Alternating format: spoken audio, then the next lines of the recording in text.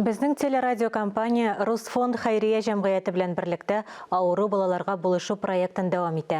Нәни Фаинада ярдәмгә мохтаҗ. Кызга кыска ишәк синдромы диагнозы куелган. Система аша тукландыру өчен 1 750 000 сумга якын матди ярдәм кирәк.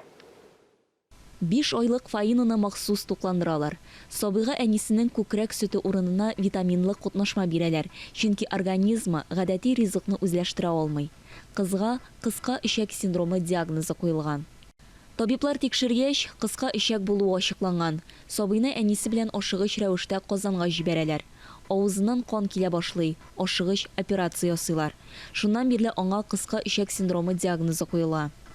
После третьей операции у нас сердечко отказывало. Бер артлы эш операция ясадылар. Йөрәге киерен кешләде. Тернәкләнү бүлегендә байтак ятты. Күп уколлар кададылар. Шуннан соң хәл яхшырды. Хәзер кызның сәламәтлеген өйдә күзәтеп торалар. Көн сайын балалар табибы килә.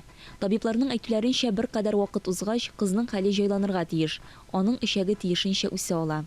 На данный момент в питании ребенок нуждается в парентеральном, но с возрастом... Хәзерге вакытта бала махсус тукландыруга мохтаҗ. Вакыт узгач, ишәге тиешенчә үсәргә тиеш. Ул гадәти ашамлыклар белән туклана ала. Баланы махсус тукландыру өчен 1 елга 1 750 000 сум чамасы акча кирәк. Кызның әтисе генә эшли, гаиләнең шул кадәр акча җыю мөмкинлеге юк. Гаиләдә тагын бер бала үсә, өстәвенә фатир өчен ипотека кредитын да түлиләр. Фаина күп вакытын хастаханәдә үткәргән. Өйдә дәвалау өчен без гаиләгә бергәләп ярдәм итә алабыз. Моның өчен 5542 номерына дети сүзен язып SMS җибәргә кирәк. Бер хәбәрнең бәясе 75 сум. Күбрәк өлеш кертергә теләүчеләр тулырак мәгълүматны безнең телерадиокомпания һәм Русфонд сайтларыннан белә ала. Да, есть люди добрые. Очень много добрых людей. Раньше я сама помогала, когда есть возможность.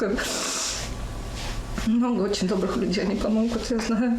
Айзилә Батырханова, Катерина Машинцева, Илнур Җәләтов, Татарстан яңалыклары, Әлмәт.